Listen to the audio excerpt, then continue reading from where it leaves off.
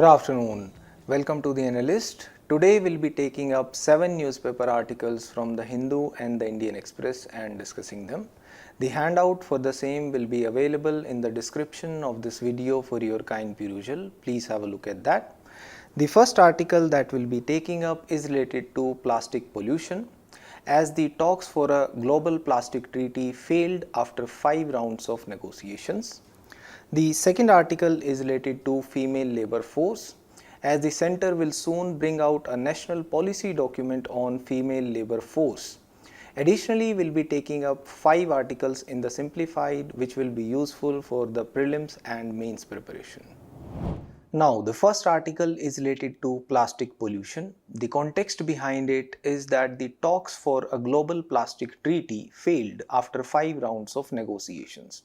So we will discuss the plastic pollution, its impacts, the steps that the government has taken to counter the usage of plastic, as well as a few suggestions in this regard. This is important in GS3 under the topic Conservation, Environmental Pollution and Degradation. Now let's look at some data first. How much of the plastic is produced, how much of it ends up in the form of waste. The oceans globally receive about 9 to 14 million tons of plastic annually in the form of plastic waste. And most of this plastic waste is carried to the oceans through the rivers. The rivers serve as the conduits, not only the major rivers like Ganges but also the minor rivers. The agriculture also contributes to the production of plastic waste, and it produces about 12.5 million tons of plastic waste annually. Likewise, the foremost producer of plastic waste is the packaging industry. The packaging industry alone accounts for more than 1/3 of the plastic production, and about 36% of the plastic produced globally is used in the packaging industry, and most of this ends up in the form of waste. When we look at the status in India, more than 25,000 tons of plastic waste is generated every day, and 40% of this waste remains uncollected, and more than 22,000 tons of solid waste is also generated in the Himalayas in India. Now, how do we categorize the plastics? The plastics are broadly categorized in the form of size. The plastics more than 25 millimeter in size, they are termed as macroplastics. The microplastics, which is the new emerging menace, is those plastics which are of a size less than 5 millimeters but more than 1 micrometer, as less than that will be termed as nanoplastics. Now, the sources of microplastics can be primary microplastics as well as the secondary microplastics. The primary microplastics are those which entered in this size range itself. For example, they are produced for this, like pellets, beads, industrial raw materials, abrasives, synthetic textiles, tires, tire wear, personal care products, etc. Whereas the secondary microplastic is that microplastic which is formed through weathering or fragmentation. For example, the fiber, foam, fragments, large plastic products, they also break up and then end up in the form of microplastics. Now, what is the impact of plastic on the human health? It has potential health risks by both the plastic as well as the microplastics, as they can damage the important parts in the body. For example, it can have a negative impact on the brain, as it can impair the nervous system functioning. Likewise, it can damage the lungs also, as it causes pulmonary inflammatory response as well as the functional impairment of the lungs. Likewise, it can damage the liver, as it can cause hepatic fibrosis and even metabolic disorders which cause problems in digestion. Likewise, it impairs the kidney, as it can impair the renal function, and it damages the gut also, as it can cause the ecological imbalance of the gut and a metabolic disorder of the intestinal flora. Likewise, it causes an adverse impact on the genital system, as it can impair the capacity of the reproductive system as well. It is said that we inhale more than 1 lakh particles per year. The large particles, they are caught by our nose only, but the smaller particles we end up ingesting, which is more than 50,000 particles per year. And people who breathe through their mouth rather than their noses, they are more likely to inhale more number of particles. And the microplastics, they have been found even in human stools also, and even in human placenta. So if the plastic is so dangerous, plastic is so poisonous, why don't we just phase it out altogether, abandon the use of plastic? But we can't, because plastic is a cheap material which is suitable for our needs. It is needed in the industries also. For example, the industries like textile, the tire industry, they need it for the production of their goods. It is a cheap option. Likewise, there is no global treaty also for the complete phase out of the plastic. The recent talks for putting in place a global plastic treaty, that also could not be signed. It has been put on hold. The alternatives that may be used instead of plastic, they are quite costly. For example, even the biodegradable plastic that can be used, it is 50% more costly than the regular plastic, the polymers that are in use currently. Likewise, the recycling of the plastic produced, it is inefficient. Of all the plastic which is produced globally, only about 9% is recycled. 79% of the plastic that we produce, it is just discarded. Remaining 12% is incinerated, and incineration also causes pollution. Then there is the problem of microplastics.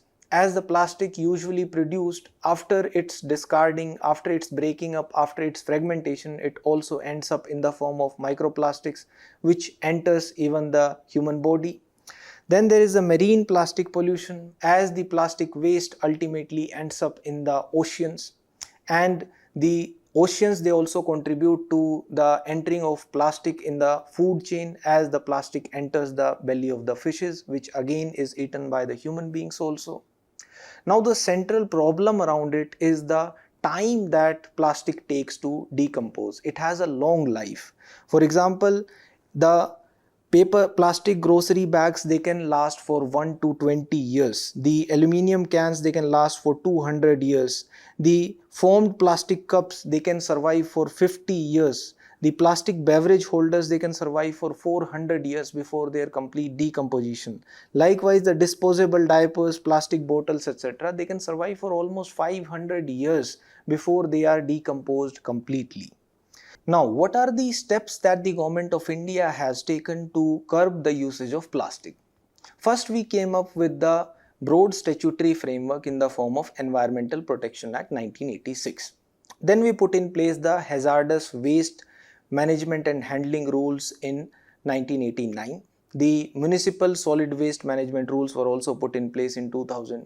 For plastic specifically, the rules were put in place in 1999 first, the plastic manufacture, sale and usage rules. These rules of 1999 prescribed that the thickness of the plastic carry bags, it should be at least 20 micrometer, so that they are not very cheap and people shy away from using them. The plastic waste management rules, they were put in place in 2011. These plastic waste management rules increase the thickness of the carry bags to be minimum 40 micrometer, and they also introduce the concept of extended producer responsibility.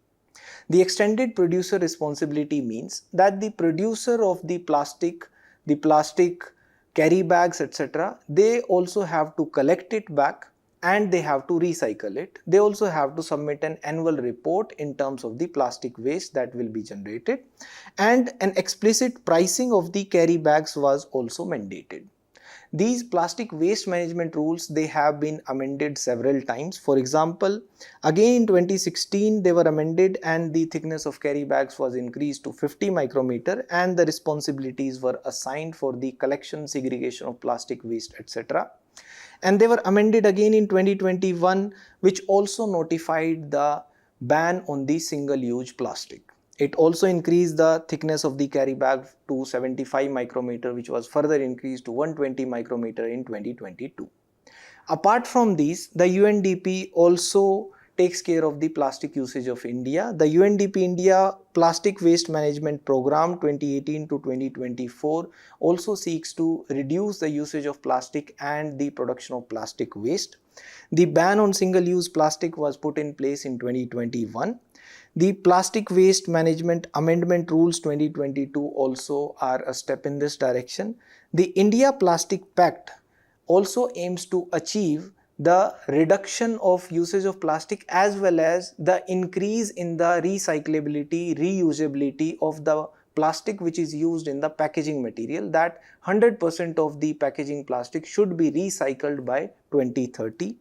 The project Replan also seeks to ensure that the plastic carry bags, in that the cotton fibers can also be added to reduce the total usage of plastic. Likewise, the Go Litter Partnerships project is to reduce the marine plastic pollution, etc. Next, India also came up with the Plastic Waste Management Amendment Rules 2024 recently. These rules are significant as they have expanded the definitions as well. For example, the definition of manufacturer has been expanded. Earlier it was the manufacturer of the plastics only. Now the manufacturers of biodegradable plastic, compostable plastic, they have also been included within the ambit of these rules. The responsibilities of local bodies have also been defined. The local bodies will be assessing the plastic waste production in their area, and they will also be responsible for ensuring that the prohibited plastics are not used anywhere in their region. The selling of plastic raw materials has also been regulated, as the producers, they can only sell the plastic raw material to those manufacturers who are registered under the rules.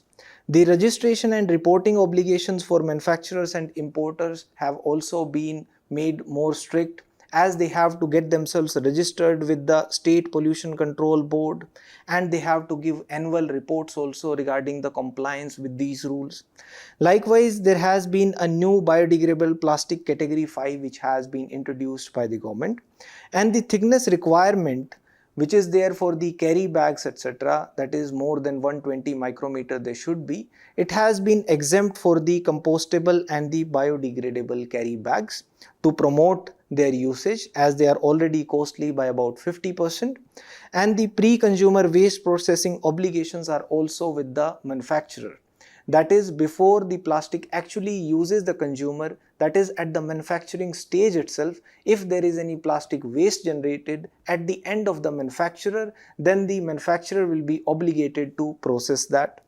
The minimum recycling target has also been introduced to ensure that the extended producer responsibility is also adhered to, and the MSMEs, they are exempt from the EPR obligations. Additionally, for the Global Plastic Treaty also India had been pushing. There the stand of India was that the developing nations, they should get compensation for the phasing out of the usage of plastic. Since the plastic waste, it is a global menace, and most of the global plastic waste ends up in the oceans, which are a global common. Therefore, if the developing countries, if they are phasing out the usage of plastic, they should be compensated for it, as the alternatives are costly. Likewise, India asked for the technology transfer to ensure that the alternatives which are developed in the developed nations, they can be shared and replicated here, and there should be a dedicated multilateral fund. That is, the developing nations, they should get funds in the form of grants in aid, and there should not be any restrictions on the polymer production. Rather, it should be dependent upon the countries. They should be able to individually develop their own policies for phasing out the usage of polymers, but there should not be a blanket ban on the polymer production as it is needed in the developing countries also. And India argued for a pragmatic phase out of the plastics. And India also pushed for the single-use plastic ban that India has also been enforcing. Now, what are the suggestions regarding this? How can we solve this problem? One, we can phase out the single-use plastics. We can replicate the models that have been used in other countries. For example, Rwanda. Rwanda phased out the single-use plastic, and it has significantly reduced the plastic waste generation in that country. Likewise, we can promote the circular economy, that is, reduce, recycle and reuse. The reusage and recycling will ensure that the production of new plastic will go down. We can replicate the models of Austria and South Korea, etc., as in those countries the recycling of plastic is more than 90%. Likewise, the alternatives, they also have to be scalable, and we have to search for cheaper and better alternatives, and we can put in place a global treaty as well. There are a few more recommendations for the phasing out of plastic. One, we need a proper solid waste management. The solid waste has to be collected and segregated at the source itself and ensure its disposal scientifically. For example, it should be recycled, incinerated, and rather than it being ending in the form of landfills, it should be recycled. Likewise, the plastic waste collection mechanism should be separate, and there can be a deposit refund system. That is, if you submit your plastic waste, you may get some money back as it will be recycled, and the money will be there for the plastic waste processing as well, and it will ensure the enforcement of extended producer responsibility also effectively. Additionally, we can explore and research on the packaging designs and alternatives, as the packaging, if it is eco-friendly, it will reduce more than 1/3 of the plastic production globally, as packaging industry is one of the major consumers. And we can explore the biodegradable alternatives, for example jute. Likewise, the social behavior also has to change, as the change does not come only from the top down, the bottom up approach, the social change, the change in the behavior of the people, that also has to be done. And the government rule and penalty can be stricter, as there can be a complete ban on the production and usage of the single-use plastic, and its enforcement will be the key. The scientific evidence should be the basis for further policy making in this regard. We can conclude with the Gandhian thought that there is enough on the earth for everybody's need but not for anybody's greed. Or we can conclude with a fundamental duty by saying that it shall be the duty of every citizen of India to protect and improve the natural environment, including forest, land, etc. under Article 51A subclause G. Now there is a means practice question also. Plastic pollution poses significant environmental and health challenges despite efforts to curb its impact. Examine the major challenges associated with plastic waste management. Highlight the steps taken by the Indian government to address the issue and suggest additional measures to achieve sustainable solutions. Please try to write it. Now the next article is related to the female labor force participation. The context behind it is that the center will soon bring out a national policy document on the female labor force participation rate. So we will discuss the reasons behind low participation of women in the labor force, the steps that the government has taken to improve the women labor force participation rate, and a few suggestions. This is important in GS3 under the topic Indian economy and issues related to planning, mobilization of resources, growth, development and employment. So what is labor force participation rate? The labor force participation rate is the ratio between the labor force to the working age population in a country. That is, essentially it represents the proportion of the people who are employed or who are actively seeking work in an economy. Now, what are the trends of the women labor force participation rate? We can explore them temporally and spatially. Temporally, we can observe that the women participation in the labor force shows a curve like U. That is, before 2017-18, the women participation in the labor force was higher, but it was declining. And it reached a low of 23% approximately as per the periodic labor force survey in 2017-18. After that, it has been increasing. Now it can be observed in this graph as well. When we look at the condition globally also, the labor force participation of women in India has been quite low, that is less than 40%. And in China, it is significantly higher, and for the rest of the world, again, it is about 50%. Whereas spatially, we usually think that the participation of women in the labor force should be higher in those regions which are having higher levels of education in women, higher levels of empowerment of women, or the better social development indicators, for example, South India. But this conventional thought is defied by the fact that the average participation rate of women in the labor force in 5 southern states is less than the 5 northern states of Himachal Pradesh, Rajasthan, Madhya Pradesh, Chhattisgarh, Jharkhand, etc. Therefore, the women labor force participation rate in the southern India is lesser actually. Now, what are the reasons behind the low participation of women in the labor force?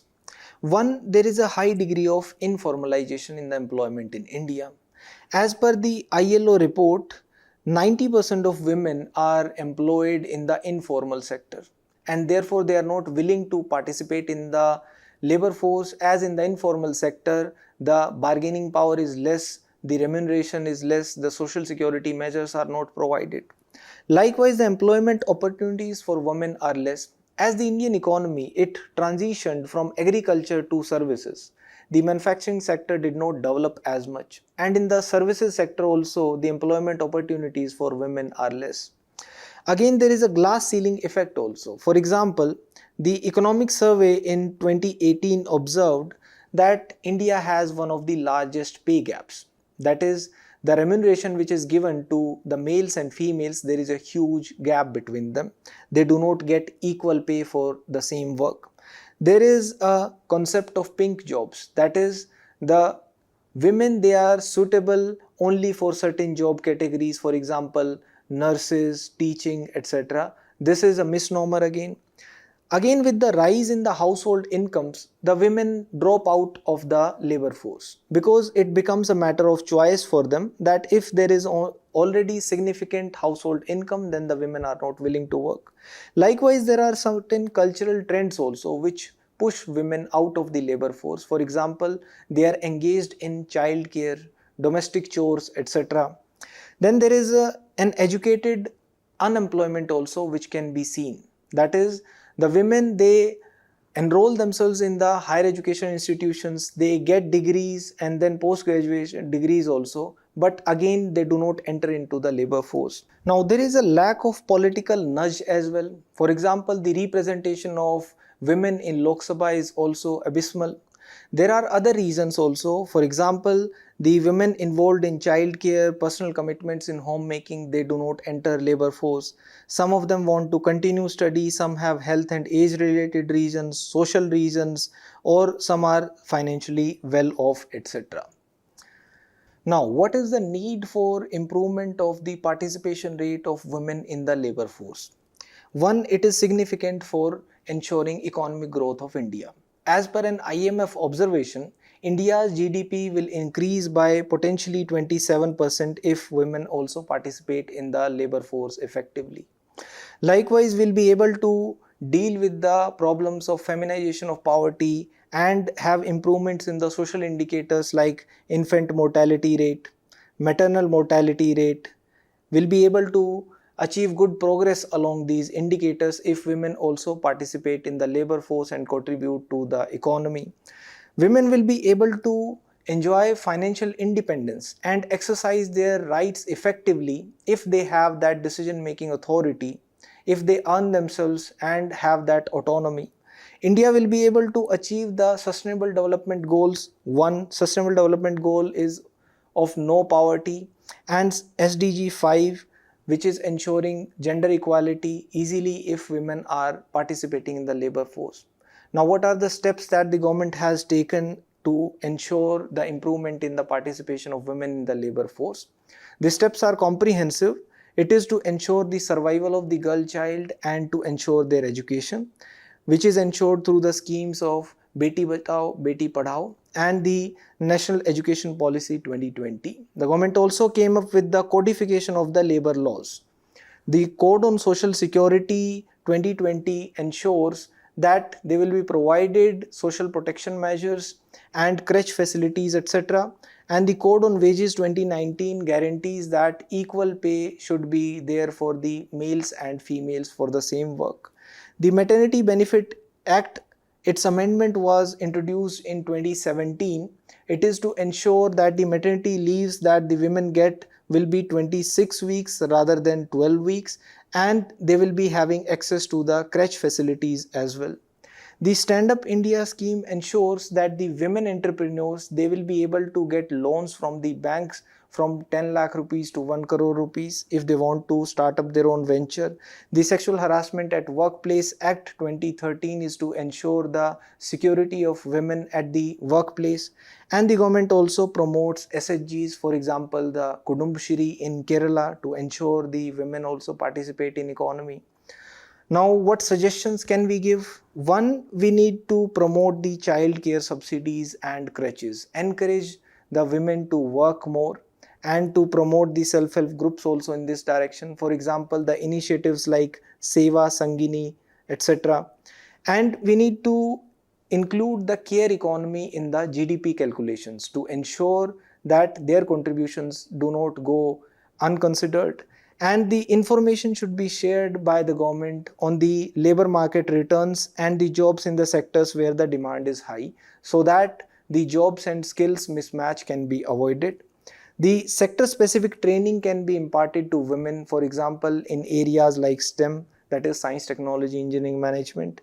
The cash plus programs can be introduced, that is, the women can be incentivized to participate in the labor force, and the gender pay gaps have to be eliminated. For that, there should be a transparency in the remunerations and pays. Additionally, we can widen the social security net for the unorganized sector female workers, as they are having the risk of being exploited, and higher enrollment of the girls should be ensured in the education sector. Policy should be to address the inherent discrimination against women, and there should be an emphasis on the employability, skilling and apprenticeship training for the women also specifically. There is a means practice question also. Despite significant progress in various socio-economic indicators, female labor force participation in India remains alarmingly low. Analyze the reasons for this trend. Discuss the steps taken by the government to address the issue and suggest further measures to enhance women's participation in the workforce. Please try to write it. Now, the next article is related to the prior sanction when there are cases against the public officials. This is important in GS2 under the topic governance, and also in the topic corruption in GS4 ethics. Now, before coming to the article, let's discuss the background in this regard. Where did the concept of prior sanction come into picture? The concept of prior sanction was put in place through the single directive in 1969. This single directive was a consolidated set of instructions that the central government gave to the CBI, that the Central Bureau of Investigation, that is the CBI, will take the prior sanction from a designated authority in case it is going to investigate the offense committed by a public official above a certain rank. That is, above a certain rank, the public servants, they can't be prosecuted, they can't be investigated unless there is a sanction given by the government by a designated authority. Now, this was challenged in Vineet Narayan versus Union of India. There, the Supreme Court said that this goes against the statutory powers of the investigating authority. That is, the CBI derives its statutory powers to investigate from the DSPE Act 1946, and just a directive from the side of the government infringes upon the statutory powers, and therefore the single directive principle was struck down. But the government again came up with an amendment in the DSPE Act itself, that is Delhi Special Police Establishment Act, and inserted section 6A in the act. That is, the central government approval will be needed for taking a prosecution against the public servants who are having a rank of joint secretary and above in the central government, if the CBI is going to prosecute against them. But this was again challenged by Subramaniam Swamy, and in Subramaniam Swamy versus the CBI case in 2014, the court said that it violates the Article 14. This violates the right to equality. But again, the government came up with the Prevention of Corruption Act amendment in 2018. In the amendment in 2018, the Prevention of Corruption Act was amended by inserting section 17A. And the principle of prior sanction was expanded even further, that the public servants, if they commit any offense while doing their public duty or while doing any act irrespective of their category, class or level, they will have to be prosecuted only after getting a prior sanction from the side of the government. That is, not only the public servants holding the post of joint secretary and above, but all category, all class, all levels of civil servants. Now, this was again challenged in the Center for PIL versus Union of India. So there has been quite a bit of to and fro in this regard. One aspect that was discussed was whether it will be applicable retrospectively or prospectively. In CBI versus RR Kishore case, the court said that there shall be no immunity under section 6A of the DSPE even if the offence occurred prior to the annulment of the section 6A of the DSPE by the court. Now, why this prior sanction concept is controversial? One, it takes away the teeth of the Prevention of Corruption Act. The Prevention of Corruption Act emboldens the investigating authorities, it gives them the power to investigate, but if prior sanction is needed for taking a prosecution of a public servant, then it renders the Prevention of Corruption Act toothless and the transparency will not be there, and it may even amount to the protecting of the dishonest officers. Now let's come to the article. This article is in regard to the Supreme Court ruling recently on November 6. It mandated for the first time that the Enforcement Directorate will obtain prior sanction to prosecute public servants even if they are facing the money laundering charges. Similar provision is contained in the CRPC also under section 197. It says that the courts are barred from taking cognizance of offence if it is alleged to have been committed by a judge, a magistrate or a public servant who was acting or purporting to act in the discharge of his official duty. That is, if a public servant commits any offence while discharging his duty, while committing that alleged offence, unless prior sanction has been given by the government, then he cannot be prosecuted. And a similar requirement is found in the latest Bharatiya Nagrik Suraksha Sanhita also under section 218. This provision is essentially to shield the public servants from unnecessary prosecution, but there is an explanation in the proviso also which says that no sanction shall be required if the public servants are accused of certain crimes such as crimes against women including rape, sexual harassment, stalking, voyeurism and other serious crimes like human trafficking. Now, it applies only to those acts and omissions which are done while discharging their duties. In this regard, there is a judgment of Devinder Singh versus State of Punjab also in 2016 where the court had held that the protection of sanction, it is an assurance to an honest and sincere officer. So it cannot be used to commit a crime. Now what does the recent verdict say? In the recent verdict, the Supreme Court held that section 197 of CRPC will apply to the provisions of the Prevention of Money Laundering Act as well. That is, if the public servant is accused of committing a crime under the Prevention of Money Laundering Act, even then prior sanction will be needed. That case involved two IAS officers, Bibhu Prasad Acharya and the Andhra Pradesh former Chief Minister Jagan Mohan Reddy. The Supreme Court had noted that there is no specific provision in the Prevention of Money Laundering Act that the prior sanction is not needed. Therefore, it is not inconsistent with any of the provisions of PMLA, and also there is a specific provision, section 65 of PMLA, which makes the provisions of CRPC applicable in these cases also unless they are inconsistent with a specific provision contained in the Prevention of Money Laundering Act. Therefore, the twin conditions to seek prior sanction, they are satisfied. That is, the public servant must have done that act in connection to his duty, and therefore they should be connected, and the accused is a public servant. Now what can be the impact of the prior sanction requirement? While the complaints and investigation under PMLA will hold, but the cognizance of charge sheet which accuses the public servants of money laundering, that can go away. So essentially, even if convicted by the trial court, the accused can argue during the appeal that the offences were in the discharge of their duty and prior sanction was not taken, and therefore the Court of Appeal can set aside the conviction. Likewise, in PK Pradhan versus the state of Sikkim, the Supreme Court had said that the argument that prior sanction was not obtained by the prosecuting authority can be raised even during the trial or even after conviction as well. Therefore, the Supreme Court had held in Bibhu Prasad Acharya case as well that there is no embargo on the considering of the plea of the absence of sanction, even if the cognizance has already been taken by the court under the PMLA provisions. Now, the next article is related to HIV AIDS. This is important in GS2 under the topic health. Two articles have appeared regarding HIV AIDS. One is regarding the development of a vaccine for HIV AIDS, which is known as Lenacapavir. And this vaccine is a twice yearly shot, and it has been shown to be 100% effective in preventing HIV infections in a study of women, and the recent results indicate that it worked nearly as well in men as well.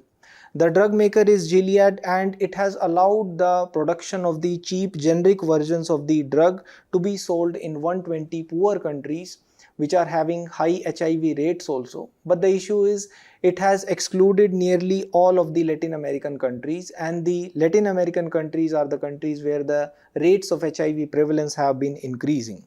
As per the UNAIDS, the number of AIDS deaths last year was an estimated 6,30,000. After peaking in 2004, it is the lowest number. So we have a chance to eliminate AIDS completely. For this, the India's sustained efforts have also ensured that the prevalence of HIV pandemic in the country remained in low levels over the years, with new infections in 2023 almost 44% lower than in 2010, while AIDS-related deaths have also declined by 79%. When we look at the state-wise data, Andhra Pradesh, Karnataka and Telangana, they have an estimated adult prevalence of higher than 4%, whereas the national prevalence among adults of HIV AIDS is about 0.2% only. But even with the low prevalence due to the high population in India, India has a burden of approximately 25 lakh people who are suffering with the HIV in 2023. And women aged 15 plus account for 44% of it, while nearly 3% of the cases were among the children. In the past, India had adopted a 90-90-90 target for combating the AIDS. It refers to the target of detecting 90% of the cases of the AIDS in the country and treating 90% of the identified people with the antiretroviral therapy, the ART, and having the viral load suppressed in 90% of them. And the targets have been increased later on to 95, 95, 95, of which 81% of the AIDS people have been identified and 88% have been given ART, and the viral load has been suppressed in 97% of the people. Now, what are the steps India has taken to control HIV AIDS in India? One, we came up with the National AIDS Control Program. Under the National AIDS Control Program, free antiretroviral therapy is given to the patients with HIV AIDS, which is quite costly otherwise. And the safe transfusion of blood is also ensured, and we follow the strategy of 95, 95, 95 now. Plus, the targeted interventions are also taken up. That is, we are focusing on the high risk groups, which include sex workers, transgenders, etc. And HIV counseling and testing services are also provided. This is to ensure that mother-to-child prevention can be prevented. And the HIV and AIDS Control and Prevention Act 2017 was put in place. It is to ensure that the rights of the people having HIV, they are not violated, and discrimination against people having HIV is prevented, and they should not be discriminated in employment, education, healthcare, etc. Additionally, we also launch awareness campaigns as well to control HIV AIDS. Now, the next article is related to the Revanchist Suits, which are filed in various courts in India. These are termed as motivated legislations aimed at changing the status quo of the places of worship. This is important in GS1 under the topic communalism and in GS2 under governance. So the violence in Sambal in Uttar Pradesh, it was due to motivated litigations aimed at altering the status of a place of worship, a questionable ex parte court order, and the violent protests that were evoked due to it. So in this context, let's discuss the Places of Worship Act 1991 first. This act guaranteed that the places of worship, their religious character will not be changed. It will be continued as it was there on August 15, 1947. And there shall be a prohibition on the conversion. That is, they will not be converted to places of worship of another religion. Their character shall be protected. And also there shall be an abatement of the pending cases. That is, if there were any cases pending in any court in India regarding the change in the religious character of that place of worship, it shall be abated. And also there shall be no new legal proceedings which can be initiated to change the religious character of the place of worship.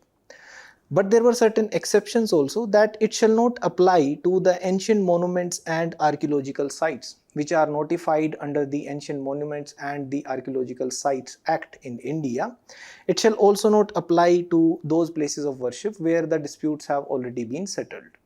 Now, this Places of Worship Act is also criticized based on two grounds chiefly. One, because it bars the judicial review. That is, it bars the legal proceedings from being initiated from the character of the religious institution to be changed. And judicial review is termed as the basic feature of the constitution. And it is also termed that there is an arbitrary, irrational, retrospective cutoff date. That is, although the Places of Worship Act was enacted in 1991, but it says that the character of the religious institutions, the places of worship, shall not be changed after 15th of August 1947. So in this context, we can observe a pattern of action by aggressive Hindutva proponents who claim that many mosques were built after destroying Hindu temples. And they seek to use the judicial process to alter the religious character of the structures. And this is often interpreted by the local residents as an attempt to convert their places of worship, to convert the mosques into a temple, as was interpreted in the case of Sambal as well. And there have been precedents which have been arising from similar claims against mosques in Varanasi and Mathura, and it has rendered it normal for the courts to pass perfunctory orders in favor of surveying these disputed property even before establishing whether such suits were permissible in law, because they are forbidden under the Places of Worship Act 1991. In this process, they have routinely allowed the willful violation of the statute. Even the former Chief Justice of India D.Y. Chandrachud's observations were adverse in this regard. Independence of this act also, this masjid is an place of worship which is protected by the Archaeological Survey of India, and there is a prohibition against it being put to any use which is inconsistent with its character. There is another article also which observes that the Places of Worship Act, it imposes two mandatory norms. One, that the bar is imposed by section 3 of the act from the conversion of the place of worship of any religious denomination. It preserves its character as it existed on 15 August 1947. And two, it puts a bar on the institution of fresh suits or legal proceedings as well. In this regard, the observations of the Supreme Court in the Ram Janambhoomi temple case are significant, as there the court had observed. These remarks you can use while forming opinions for interview and for mains as well, that the state has, by enacting the law, enforced a constitutional commitment and operationalized its constitutional obligations to uphold the equality of all religions and secularism, which is a part of the basic feature of the constitution. Therefore, the historical wrongs, they cannot be remedied by people taking law into their hands. In preserving the character of public places of worship, the Parliament has mandated that history and its wrong shall not be used to oppress the present and the future.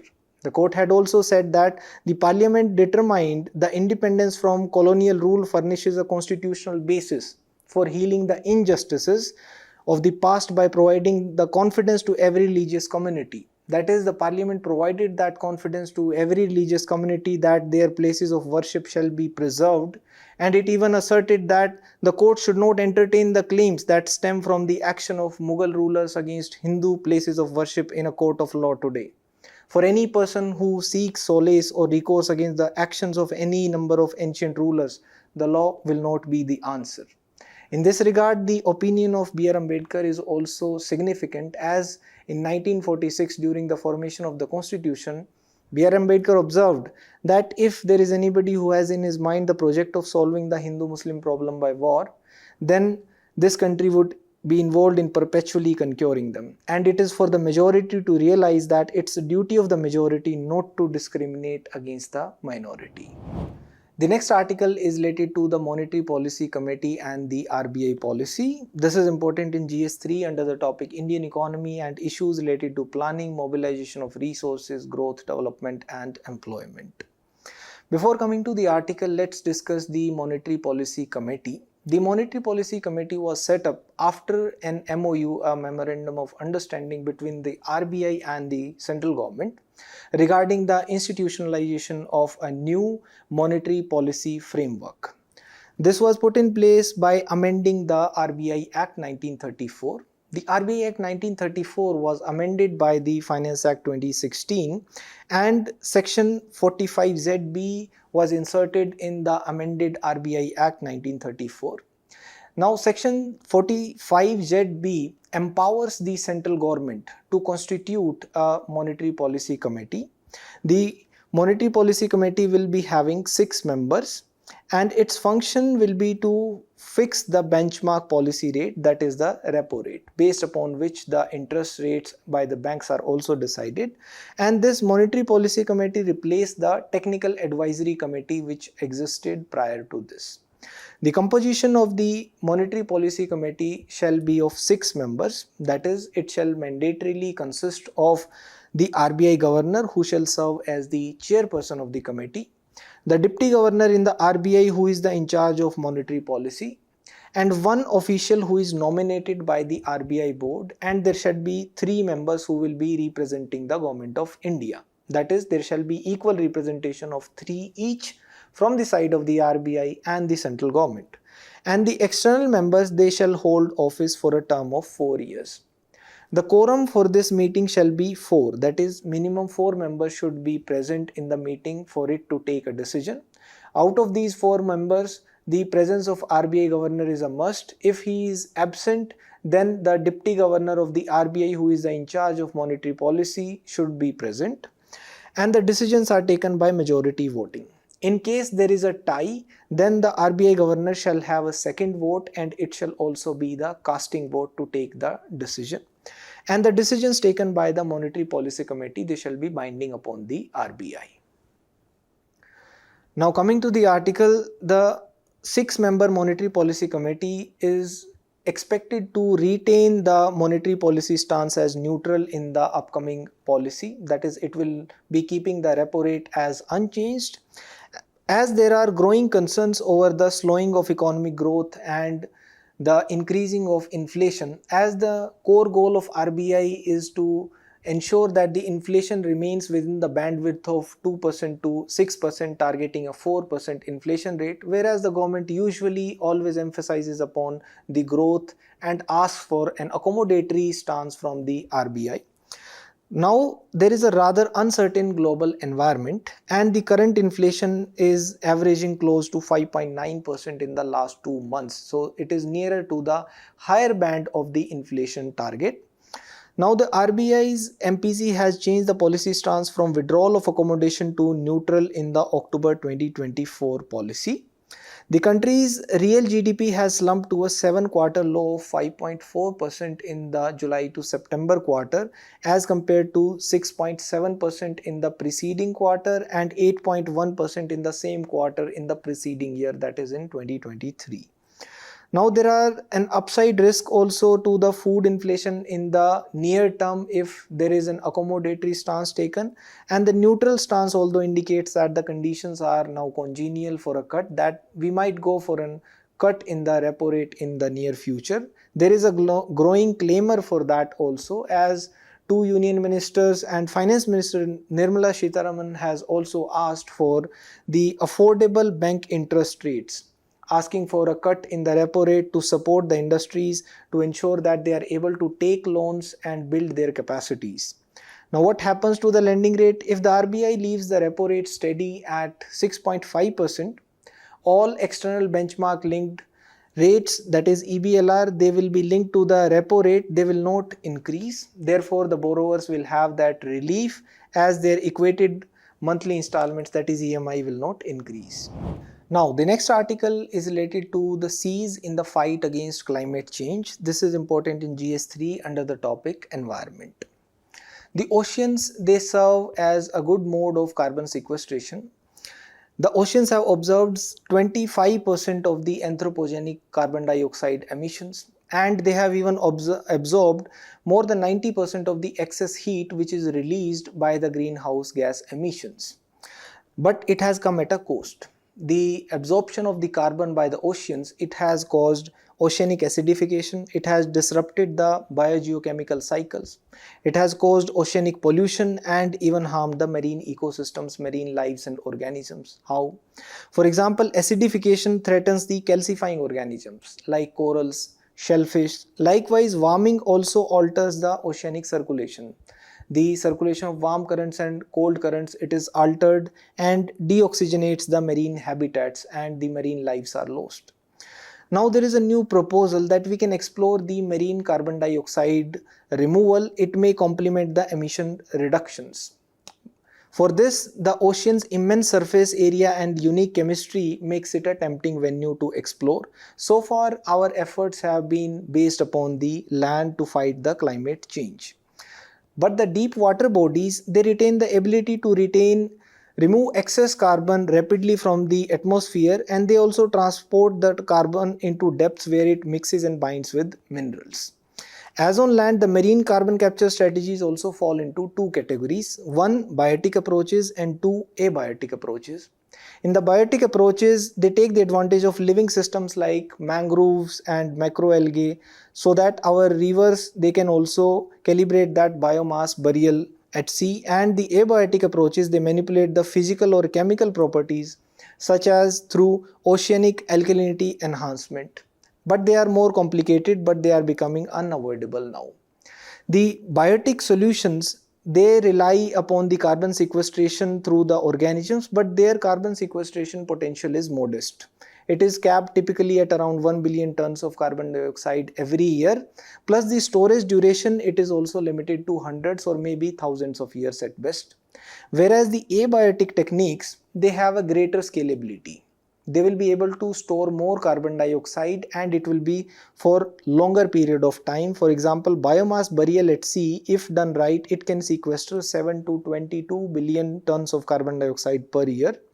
For this, again, oceanic alkalinity enhancement is an option. Here, the alkaline materials are added to the seawater to neutralize the carbon dioxide content. This will lock the carbon away for tens of thousands of years in the form of dissolved inorganic molecules.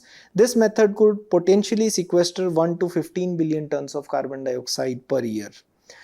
As we need to keep the global warming below 1.5 degrees Celsius, for this all our efforts have to be to ensure that carbon dioxide is sequestered. But the abiotic approaches, they face certain hurdles. For example, public skepticism, and there can be potential side effects also. For example, techniques like ocean iron fertilization, which claim to stimulate the phytoplankton blooms to capture carbon dioxide, they can disrupt the other ecosystems. They can lower the oxygen content of the deeper waters. Likewise, macroalgae cultivation, another proposed solution, it has risks of decaying the biomass which may alter the local chemistry.